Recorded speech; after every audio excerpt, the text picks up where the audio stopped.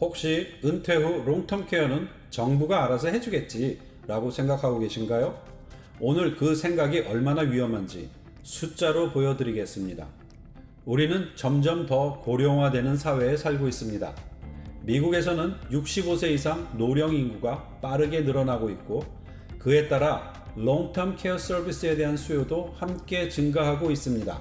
하지만 많은 분들이 그런 건 미국 정부가 다 해주겠지 라고 생각합니다. 그런데 과연 그럴까요? 많은 사람들이 메디케어가 롱텀 케어까지 보장해 줄 거라 생각하지만 실제로는 매우 제한적인 범위만 지원됩니다. 메디케어는 단기 질병 치료만 커버할 뿐 널싱홈의 장기 입원이나 인홈 서비스 간병처럼 실제로 필요한 서비스는 대부분 본인 부담입니다. 실제로 50세 이상 미국인 중 롱텀 케어를 위해 별도로 저축하고 있는 사람은 매우 소수에 불과하다는 조사 결과도 있습니다. 현재 캘리포니아주 기준 Skilled Nursing Facility에 1년간 입소할 경우 평균 비용은 약 14만 6천 불에 달합니다. 이 수치는 20년 후에는 약 38만 7천 불까지 오를 것으로 예상됩니다. 이는 미 노동통계청과 장기요양 관련 조사에 따르면 널싱홈 비용의 연평균 상승률은 일반 물가 상승률보다 높은 3.5에서 4.5% 수준을 유지해 왔기 때문입니다. 미국 보건복지부 및 보건복지부 산하 커뮤니티 생활국의 통계 자료에 따르면 65세가 되는 성인의 약 70%는 남은 생애 동안 롱텀 케어 서비스를 받게 됩니다.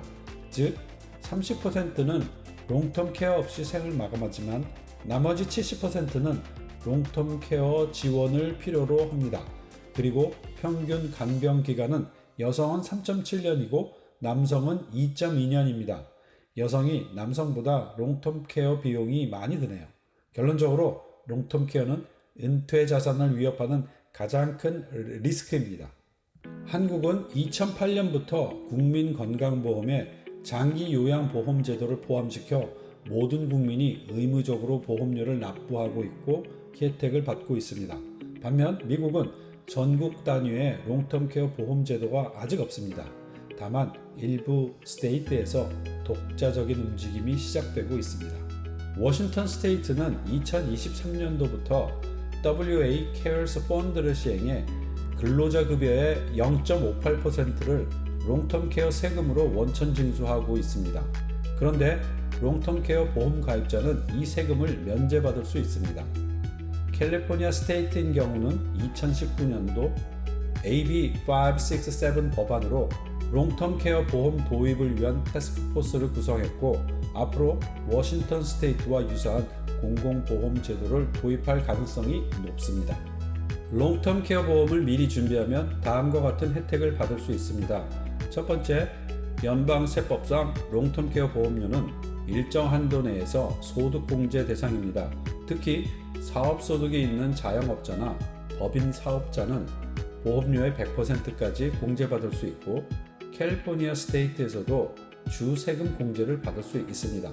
두 번째, 워싱턴 스테이트처럼 롱텀 케어 세금을 부과하는 주에서는 롱텀 케어 보험에 가입하면 그 세금을 면제받을 수 있습니다. 캘리포니아 스테이트도 향후 유사한 제도가 도입되면 같은 세금 공제 혜택이 예상됩니다. 세 번째, 롱텀 케어 보험료는 Qualified Medical Expense로 인정받을 수 있으므로 개인의 HSA, Health Saving Account 자금으로 납부할 수 있습니다. 그러므로 HSA 펀딩을 활용하면 사실상 롱텀 케어 보험료가 거의 들지 않습니다. 생명보험의 크로닉 일리스 라이더와 롱텀 케어 보험은 무엇이 다를까요?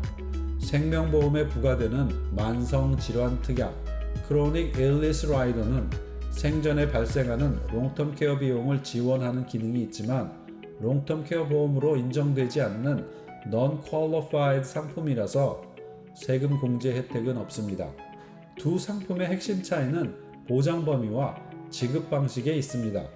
보장 범위는 롱텀 케어 보험인 경우 장기 요양 자체를 주된 목적으로 설계된 상품입니다. 요양시설, 간병 서비스 등 롱텀 케어가 필요할 때 발생하는 비용을 커버하며 생전의 혜택을 받도록 설계되어 있습니다. 크로닉 일리스 라이더인 경우는 사망보험금의 일부를 미리 사용하는 옵션입니다.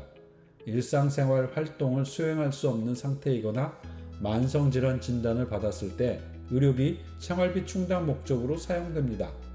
보험금 지급 방식도 차이가 있습니다. 롱텀 케어 보험은 보통 매월 정해진 금액을 지급하며 인플레이션을 반영해 매년 간병보험금 혜택이 늘어나도록 설계되어 있습니다. 또한 생명보험과 결합된 하이브리드형도 있는데 이는 요양비로 사용하고 남은 사망보험금이 있으면 베네피셔리에게 지급됩니다. 크로닉 일리스 라이더인 경우는 생명보험의 데스 베네핏의 일부를 선 지급하는 방식입니다. 간병비로 먼저 지급한 뒤 사망 시 나머지 금액이 베네피셔리에게 전달됩니다. 롱텀 케어 보험과 달리 인플레이션에 따른 보험금 증가 혜택은 없습니다. 미리 준비한 사람만이 여유로운 노후를 맞이할 수 있습니다. 롱텀 케어는 이제 누구에게도 일어날 수 있는 미래입니다. 정부의 제한된 보장, 계속 오르는 요양비용, 스테이트별 세금 제도를 고려할 때 Qualified Long-Term Care 보험을 미리 준비하는 것은 매우 현명한 선택입니다. 지금까지 미국 재정 가이드 데니얼 문이었습니다. 오늘 내용이 도움이 되셨으면 구독과 좋아요 부탁드립니다. 감사합니다.